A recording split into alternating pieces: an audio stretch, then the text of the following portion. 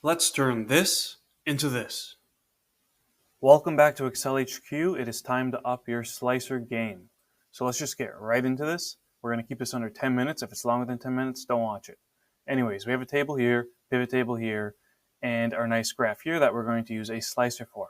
So we're just going to go to Insert really quickly, hit Slicer, and we're going to use months. It's just simple. And our slicer is in. And now this is what most people have, and this is fine. It's just a nice slicer. They make it big, and then they pick their months they want and whatnot, and it works well. You can just use that. However, that's not why I clicked on this video. You want to up your slicer game.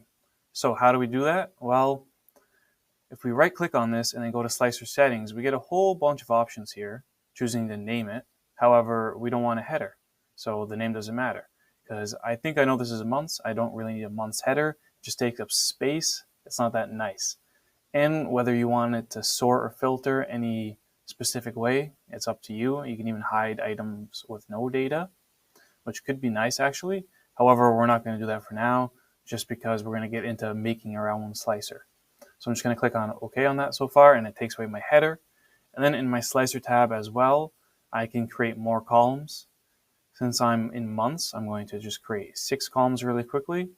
I'm going to make it the same size as my table, and I'm just going to hide that bottom part the best I can. Like, I still want it, but it doesn't need to be visible right now. So we're still in the normal slicer format though. It's alright, but it's boring. We're going to click on New Slicer Style here, and it's just going to bring us to a whole customizable tab. So we're going to go just My Style. And as you can see, they are highly customizable.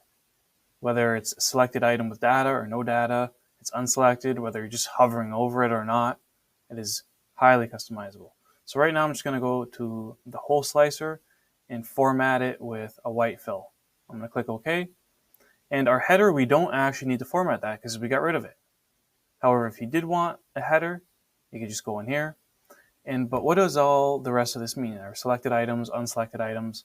Well, these right here are selected items with data, because I have data from January to June and they're all selected. If I only had January to May, then June would be a unselected item with data. These down here are unselected items with no data, so it would be this one. And that's kind of how you decipher this.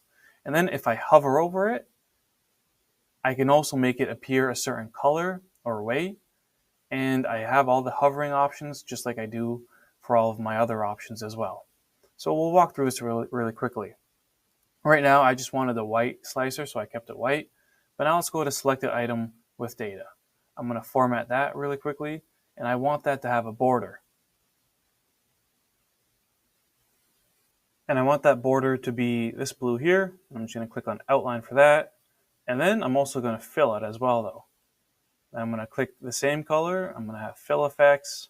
I'm going to go vertical from left to right. And I'm going to click on the same color here. I'm going to press OK. Now all of these from January to June should look like our preview here. So now what happens if it's selected item with no data? Well, I don't have anything like that, so I'm not going to worry about that. But what I do have is unselected item with no data. So what I want that to be for now is just a border of the same color, but not filled in this time. Now I'm going to quickly go ahead and do that for everything else. Okay, now everything has a border around it, and we can see that in our preview as well here. Now when I go over to hover over these things, these are all unselected items, and I don't have data for them, so nothing really matters in any of them except this one. So when I hover over it, what do I want it to look like? Well, let's say I want to fill it, still with a fill effect, same one, but a different blue this time. Let's go dark blue. And I'm going to click OK for that. And then, as we can see in our preview here, we have that dark blue.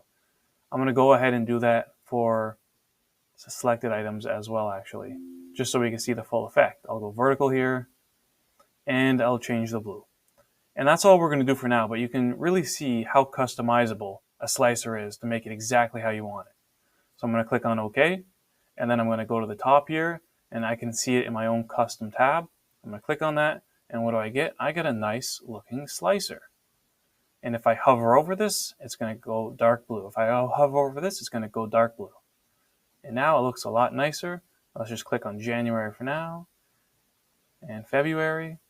And that is how you make a nice looking slicer in Excel.